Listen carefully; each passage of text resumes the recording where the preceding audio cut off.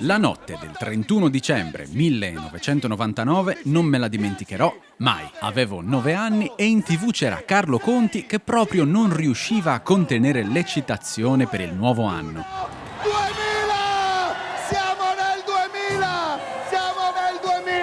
Mi trovavo a casa dei miei nonni e chissà, forse perché si trattò del Capodanno che ci avrebbe finalmente proiettati nel futuro dell'attesissimo nuovo millennio, fu una festa più grande e sentita del solito. Siamo nel 2000! Sul quadrante della storia scocca un'ora importante. Inizia in questo momento l'anno 2000. E passare dal 1999 al 2000 fu un po' come compiere 18 anni, quando sei convinto di star varcando una soglia oltre la quale sarà tutto diverso e probabilmente migliore, ma in realtà poi non è che cambi tutto sto granché, almeno non nell'immediato. Ma il 2000 decidemmo comunque di accoglierlo molto calorosamente, specie una volta appurato che il famigerato bug del millennio avesse deciso di risparmiarci la vita. Tutto dovrebbe funzionare regolarmente, luce, acqua, gas, telefono, nessun problema nemmeno per i nostri risparmi e le nostre carte di credito. Il baco dunque non fa paura. E nonostante le macchine volanti, il teletrasporto e tutte le altre mirabolanti e prodigiose invenzioni tecnologiche che ci erano state promesse dal cinema e dalla letteratura di fantascienza ancora non fossero arrivate, la nostra attenzione fu presto catturata da numerosissime altre novità, soprattutto provenienti dal mondo dell'intrattenimento. Per me, che ero ancora giovane,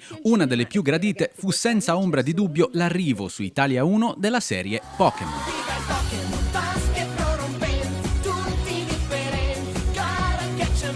E io credo sia difficile, per chiunque non l'abbia vissuto in prima persona, capire quanto immensamente travolgente fu in quegli anni l'impatto di Pokémon sui più giovani. E non solo. L'arrivo di Ash, Pikachu e tutte le altre coloratissime bestioline cominciò a riflettersi ovunque, nei programmi televisivi, nelle martellanti pubblicità, nei giornalini per ragazzi. Ricordo che Pokémon venisse spesso menzionato addirittura su Topolino, che arrivò perfino ad allegare, in omaggio al numero 2344, una carta di Pikachu. I negozi si riempirono di giocattoli, gadget, peluche, zaini e accessori di ogni tipo e genere. Perfino a scuola non si parlava d'altro. Erano diventati a tema Pokémon tutti i momenti di gioco nel cortile, la sigla italiana dell'anime veniva cantata a squarciagola tra i corridoi, con volumi che nemmeno allo stadio, e la ricreazione diventava una sorta di strano momento di scambio clandestino in cui si spacciavano carte, figurine e tutte le varie sorpresine vinte nelle merendine Mr. Day,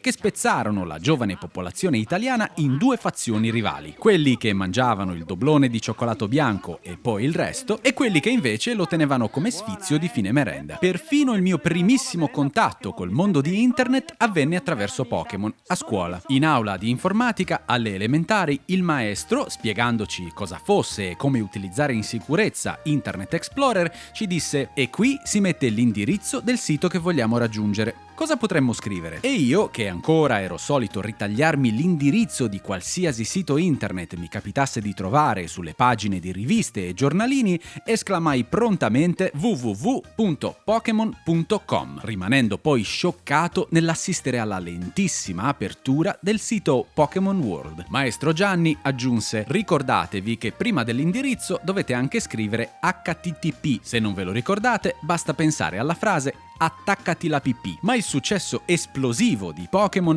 andò poi a consolidarsi con l'arrivo al cinema del celebre primo film, alle cui proiezioni venivamo portati in massa e di cui io ricordo soprattutto il piccolo corto animato dedicato alle vacanze di Pikachu. Ovviamente un grandissimo numero di bambini all'epoca possedevano un Game Boy e nel 2000 chi aveva un Game Boy di Pokémon aveva necessariamente anche il gioco ufficiale, versione rossa, blu o più tardi l'ambitissima gialla, edizione speciale Pikachu. E io ci provavo a fare il bastian contrario, a tenermi lontano da quella che davvero avrei voluto poter considerare come una moda passeggera, nei confronti della quale mi impegnavo tantissimo a dimostrarmi superiore e disinteressato, ma quello di Pokémon fu un fenomeno orchestrato fino all'ultimo dettaglio per rendersi irresistibile. E per me lo fu doppiamente, perché nonostante le ormai infinite richieste a genitori e parenti, un Game Boy non lo avevo ancora mai ricevuto. Ogni tanto a scuola scuola, Francesca, la mia compagna di banco, mi lasciava clandestinamente giocare sul suo salvataggio di Pokémon Blu su un Game Boy Pocket grigio argentato, che cercavamo in tutti i modi di tenere nascosto ai maestri, i quali erano sempre allerta, ben consapevoli che in classe ci fosse praticamente un Game Boy ogni 2 bambini. Quei pochi momenti di gioco sotto al banco di scuola erano per me preziosissimi e altamente attesi. Lascia stare che poi io a casa c'avevo Thief 2 fresco fresco. Arrivare a scuola e assistere a queste ondate di bambini che collegavano ste macchinette col filo e i Pokémon, oltre a farli combattere, perfino se li scambiavano, proprio come nel cartone, fu per me motivo di grande invidia. Collega il tuo Game Boy a quello di un amico con il Game Link. Perché quello dei videogiochi ero sempre stato io, quello che ce li aveva e li conosceva tutti ero io, e improvvisamente, privato dell'unico gioco che invece avevano tutti, tranne me, mi sentii escluso e ricominciai per l'ennesima volta a tormentare i miei genitori. Mio padre faceva però presto a sconfiggermi, perché quando iniziavo la mia ormai solita e assillante richiesta, lui puntava il dito allo schermo del PC, su cui stava girando magari il nuovissimo Diablo 2, e mi diceva: cioè, hai a casa un PC così e stai piagnucolando per una macchinetta con lo schermo che non ha neanche i colori? Ma io, traviato e del tutto ipnotizzato dalle malefiche campagne pubblicitarie, ovviamente rispondevo: lo sai che è arrivato Game Boy Color? Il primo Game Boy per giocare a colori? Tutti i giochi di Game Boy. Game Boy Color! Che poi, scusa, questo non è il tizio del patè. Così un giorno mio padre, finalmente sconfitto, si recò al solito negozio di elettronica e videogiochi con l'intento di comprarmi il regalo della promozione e, chiamandomi al telefono di casa, disse: guarda, io il Game Boy Color ce l'ho qui davanti, ma sei sicuro che vuoi questo? Certo, scusa, ma se ti sto... Perché qui in realtà ci sono un sacco di altre cose interessanti, secondo me. Tipo c'è questo controller per il PC che qui dice che rivoluziona il modo di giocare agli sparatutto. A te piacciono gli sparatutto, no? Sì, però anche lì, capito, non ho molti sparatutto da... E poi qui c'è un Half-Life Generation, dice include Half-Life e Opposing Force, espansione ufficiale. Sembra meglio del Game Boy, no? Half-Life era uno dei miei giochi preferiti e l'idea di questo controller rivoluzionario con il quale avrei potuto dedicarmi alla nuova e da me desideratissima espansione mi solleticò subito e quindi accettai. Ancora una volta mio padre era riuscito a distogliere la mia attenzione dal tanto agognato Game Boy, ma purtroppo non a lungo. Opposing Force in sé mi piacque tantissimo. Mi affascinava soprattutto la lunga sequenza di addestramento chiaramente ispirata a Full Metal Jacket. Qual è il tuo nome, sacco di merda? Qui, attraverso prove e percorsi a ostacoli, venivano presentate alcune delle novità proposte dal gioco, come le nuove armi, tra cui il fucile di precisione, il visore notturno, che andava a sostituire la torcia, la possibilità di scalare le corde, e di corda in corda ci si poteva perfino lanciare come Tarzan, e infine un sistema di interazione con i compagni di squadra, dai quali era possibile farsi seguire per ricevere ausilio in combattimento e a cui si poteva ordinare di svolgere alcuni semplici compiti come curarci o aprire magari una porta sigillata. Quanto ad aggiunte, quindi, niente di straordinario, ma Half-Life lo avevamo giocato tutti talmente tante volte che Opposing Force fu una piccola ventata d'aria fresca, anche grazie alla discreta campagna tutta azione e sfrenate sparatorie che, mettendoci nei panni del caporale Shepard, permetteva di rivivere l'incidente di Black Mesa dal punto di vista dei Marine, inviati sul luogo per mettere a tacere eventuali testimoni e possibilmente catturare o eliminare proprio Gordon Freeman. Ma il controller, che si rivelò poi essere il Microsoft Sidewinder Dual Strike, fu una delusione totale e finì presto dimenticato in un cassetto. L'idea era che la parte destra del controller stesso, dedicata alla mira e quindi sostituta del mouse, potesse ruotare liberamente rispetto a quella sinistra, che rimaneva invece statica ed era dedicata al movimento. Non che funzionasse male, ma una soluzione di questo tipo avrebbe forse potuto avere senso negli anni come metodo di controllo alternativo su console o in un qualsiasi altro contesto privo di mouse e tastiera, ma non certo su PC, dove il metodo di controllo migliore per gli sparatutto dell'epoca ce l'avevi davanti, pronto a garantirti un livello di immediatezza e precisione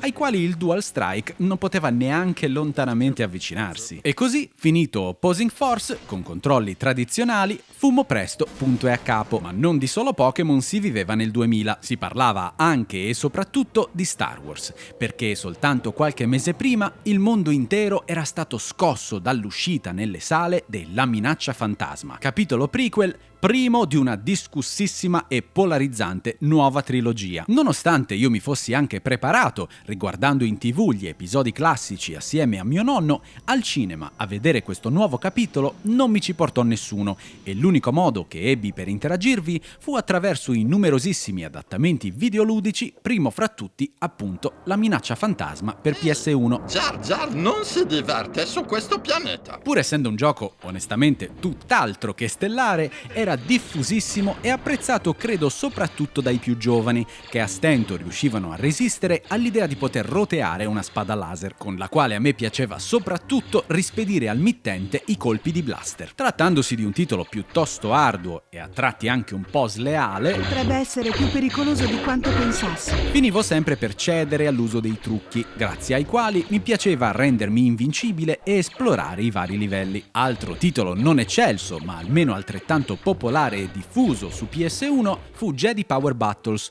una sorta di beat 'em up di chiara ispirazione arcade che godeva della possibilità di essere giocato assieme a un amico. E si sa, a volte una componente multigiocatore, specie se di natura cooperativa, riesce a colmare le lacune di un gioco anche non per forza perfetto, fino a trasformarlo in un'esperienza godibile o addirittura memorabile. Ricordo che in Power Battles, ad esempio, si cadesse spessissimo nel vuoto, cosa che forse giocando da solo mi avrebbe fatto infuriare, ma che vissuta in compagnia diventava subito motivo di risate. Su PC mi capitò invece The Gungan Frontier, noleggiato a caso da mio padre, una sera in cui ebbi la pessima idea di lasciare a lui la scelta del gioco per il fine settimana. Sviluppato da Lucas Learning, un ramo di LucasArts dedicato alla produzione di software educativo, questo gioco ci assegnava il compito di colonizzare una deserta luna orbitante del pianeta Naboo, creando e poi mantenendo nel tempo un ecosistema equilibrato e sostenibile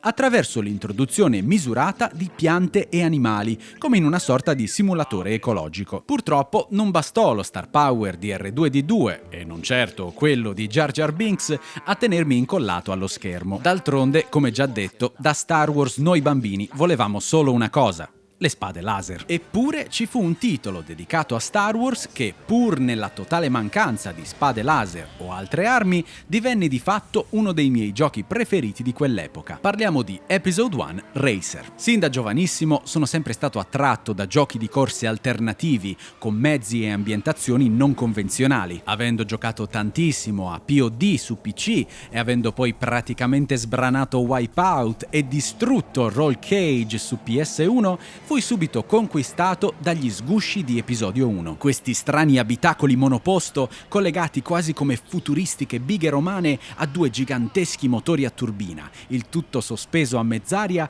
e capace di sfrecciare oltre i 900 km/h. Lo so che sulla carta si tratta di un'assurda e colossale stupidata, ma forse anche per questo motivo io me ne innamorai subito, e quando finalmente riuscii a vedere per la prima volta la scena della gara nel film, forse in TV qualche anno più tardi, mi emozionai tantissimo. Il gioco, oltre che una semplice modalità fatta di gare libere, offriva la possibilità di partecipare ai tornei. Una volta scelto il pilota, e se scegli Sebulba e perché ti piace vincere facile, si passava alla personalizzazione del mezzo, che poteva essere migliorato attraverso l'acquisto di pezzi di ricambio al negozio del famigerato Watto. Le gare erano adrenaliniche e io proprio non riuscivo a resistere alla forsennata sensazione di velocità che il gioco riusciva a restituire soprattutto nelle inquadrature in prima persona. Era divertentissimo slanciare gli sgusci attraverso piste spesso strette e ricchissime di curve ripide e inaspettate, in cui il minimo errore poteva costare la distruzione del mezzo e quindi la perdita di preziose posizioni. Ma un altro evento ancora si sarebbe presto verificato proprio nel 2000. Di lì a poco l'uscita di una nuova console avrebbe per sempre e in modo indelebile segnato la nostra gioventù.